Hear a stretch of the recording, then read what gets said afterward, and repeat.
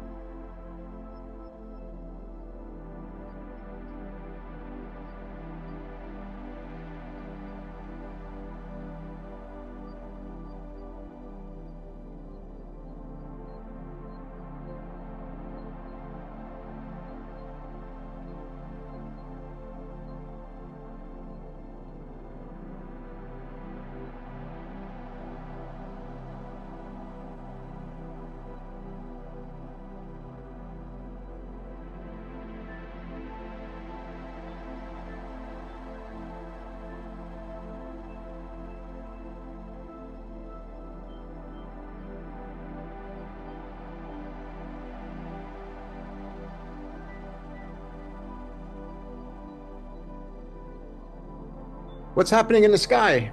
Well, the sun moved into Virgo, and that full moon eclipse boasted the sun and the moon on the cusp, a very energetic, harmonic fifth. That's why people felt it. It's amplified when it's on a cusp. And so we have this divine triple alignment happening as we speak. And this is storybook. See, the sun's also aligned with Alcade. And Alcade is the fall of Babylon, the destroyer of nations, Cleves the Alpha. It's part of Ursa Major. Ursa Major, you guys might have heard it as the Big Dipper. Who doesn't like looking at the Big Dipper in the sky, right? And there's the Little Dipper over here, and the Big Dipper in red, and this one here. And then if you follow this tail and then up around here, and you get these two here, and you project it, that's Polaris. That's how you find Polaris in the night sky. So Alcade and the sun, so many people are going to be part of bringing down that ego Babylon, which is happening. And that full moon is very humbling that we just went through that eclipse. And of course, if you remember, we'll talk about it more next week or the week after, that the sun on October the 2nd in Virgo, once again, is going to do an annular eclipse. So that's 2 in Virgo. It's beautiful. So what else is happening? Juno is on Algorab. Algorab is the raven, the crow, exposes tricksters. So Juno, of course, that's Mary Magdalene, like Lex said, right? Like you can see that's the symbol there is the outer, right? She brings skin breaks, she brings volcanic eruptions.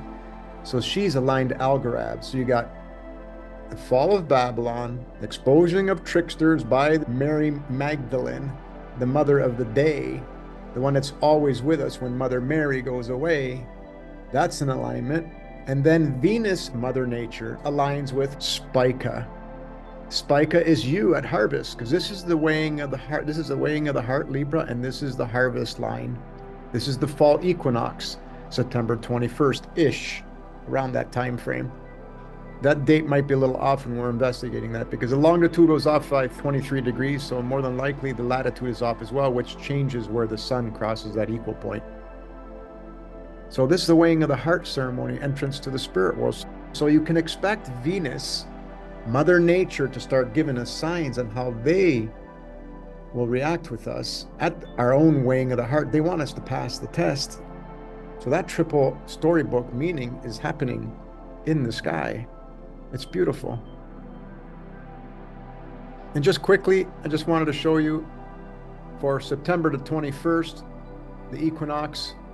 You can see if you follow in the stars, right now, there is the Big Dipper, And if you follow that tail around the other way, it'll hit Arcturus, bright star in the sky. My brother said, hey, what's that star? It was Arcturus last night.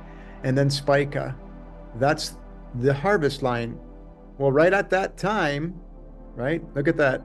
September 21st. You can see the sun is setting, and there's Spica at harvest. This is where you have to set your astrology to do it properly, to align, just like the knowledge, the wisdom, the consciousness. In order for us to align with Mother Nature, the consciousness, we have to understand what's happening in the stars. So this beautiful alignment happens on the fall equinox. So it's just another sign for us. And again, this is where the Christ dies on the cross, right? Because in 31 AD, when you go look there at the fall equinox, you got both Marys, the sun, and the ibis. We're moving right along. Consciousness. So where does the word consciousness stem from? We got some definitions read to us from a couple of our gathering people here today, and it's pretty much in line. Con, the first part of it, is with or together. The prefix con comes from the Latin come, like come here, meaning with or together. It is used to convey a sense of being alongside of it, connection with someone else. Sius, or knowing, sius comes from the Latin verb scire, which means to know, to understand. This root also appears in the word science, which comes from scientia, meaning knowledge or a knowing. So con science, with science, if you understand science. Except that science somehow decided that they're not going to have that connection to spirit called the ether. So consciousness is a state of being aware, both individually and collectively, one's own existence and surroundings, reflecting a unified knowledge or knowing together. And that's what everybody pretty much said in their own words. This is it. So Ken Wheeler, if you can watch this video and understand it, he goes deep, but I understand his babble words, so it's easy for me to understand what he's saying. So he said holographic consciousness is explained. So the metaphysics behind consciousness, he said consciousness is a modality of the mind. He calls mind the ether, the all, the pan. So there's another word, right? We think we use words interchangeably when we all speak. So this is the way he talks about it. Just as magnetism is a modality of dielectricity. Well, magnetism is the out, is manifest, a modality of dielectricity, which is the in. And that's the same thing as just as illumination is a modality of light. Because we can only see illumination, the consciousness, we can only see that, but we can't see the light. You can't see light, you can only see the illumination. So if you understand these things, you got 60% of the way you understand metaphysics, if what I just said and what he said makes sense, which you all already know this. You already know this. These are just different words saying the same thing. So what is meant by holographic? Like the Russian dolls, it's really a frequency of past actions. So water, like Ken says, water is the antenna for the manifestation of consciousness. So we know that water retains the memory, so of course consciousness is there. But you got to think every atom around you knows you. So when people worry about somebody watching you, well, you can think every atom is watching you because you're connected. It's not that they're watching you, you're connected everywhere. So we can let go of those things. I don't want to be in front of a camera. I don't want to be watched. We're connected. We're all one. Something you can let go of. So again, as many said, consciousness is everywhere in the material realm and is a modality of the pure mind, pure self, pure love. There's three different words. And like Marianne said, the ether. Consciousness stems from the ether. If you believe that the stars guide us and we are one connected consciousness, then we know 100% that the Vatican astrologers know that the Jubilee is upon us. The Vatican announced in May of this year that 2025 will be a Jubilee year, all debts forgiven.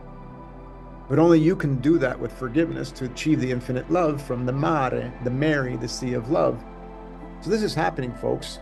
There's no turning back. We're going to Jubilee. We're being cleansed. We're going to be one. We're going to be, no, we are one. We're going to remember that we're united, and we will all submit to love. So here's an example of being unconscious. This dude called himself a king and was instrumental in helping translate the Bible into English. Well, he lost his way, and I'm going to show you. Here's an example of how misinterpreting ancient texts leads to their own demise. He is not aware that his past life and actions and his greed, which brought him his own karma, and yet wanted to blame someone else. Surely you've heard of the King James Bible.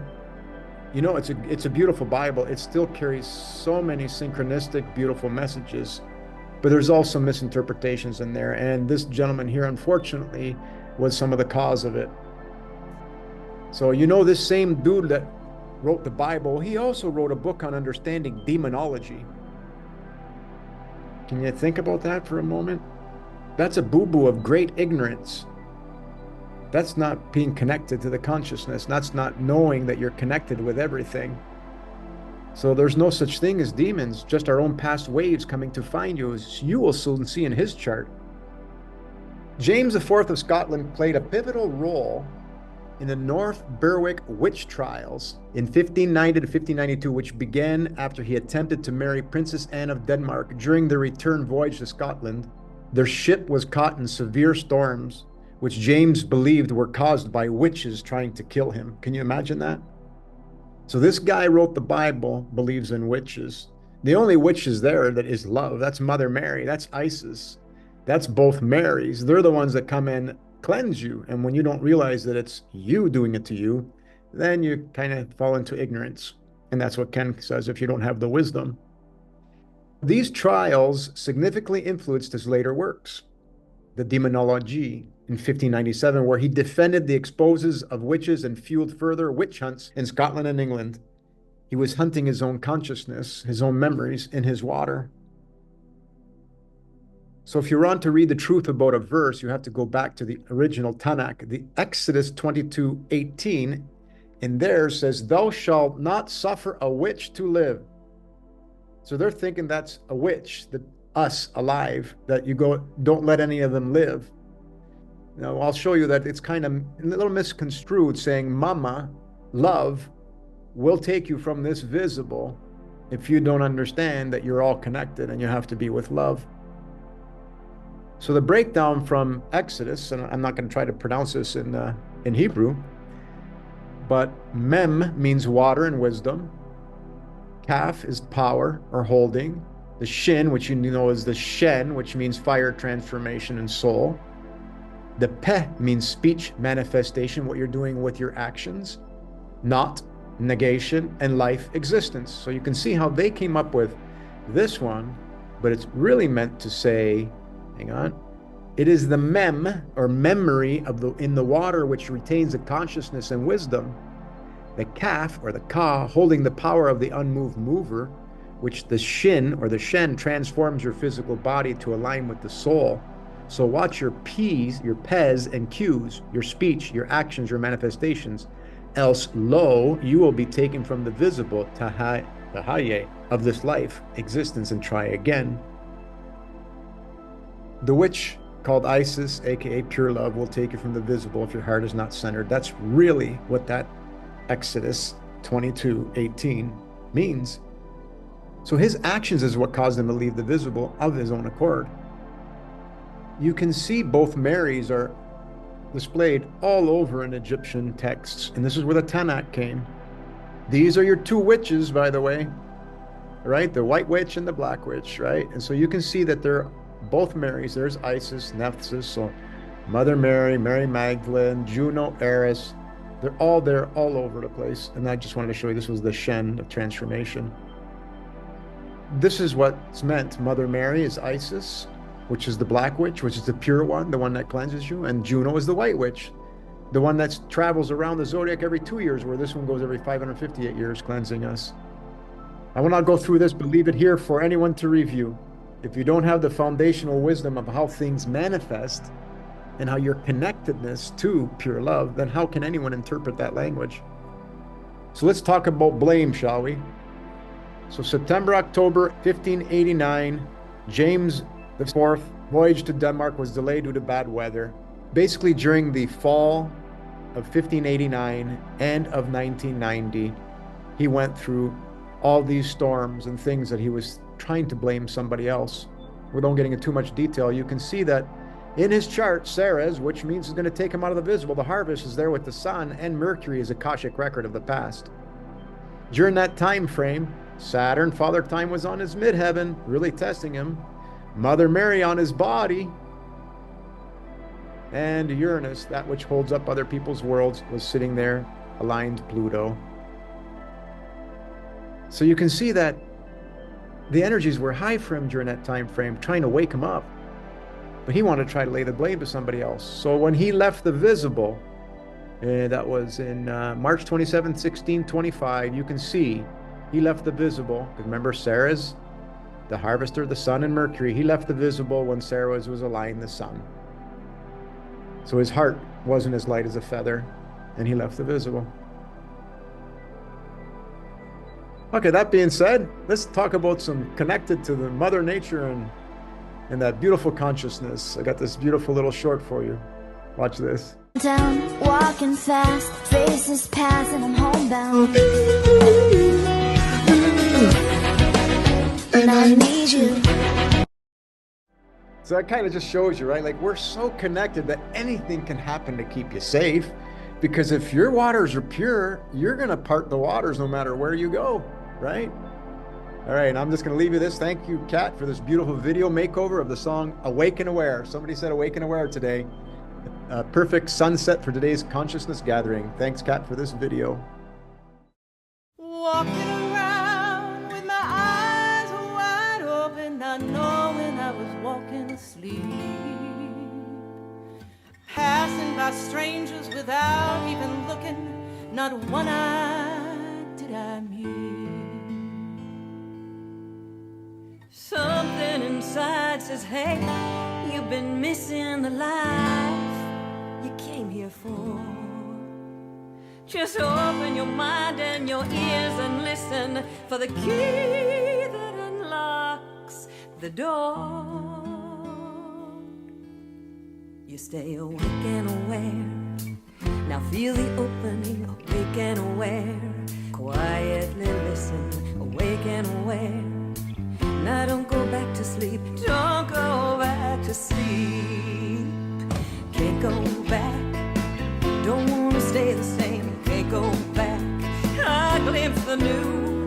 Can't go back, not even looking there. Can't go back, won't go back, don't go back to sleep. I heard a story just last week about the river and the man, how he might cross that river every day, and yet it never, never, never, never, never, never, never stays the same. Stay awake and aware. Now feel the opening, awake and aware. Quietly listen, awake and aware. Now don't go back to sleep, don't go back to sleep.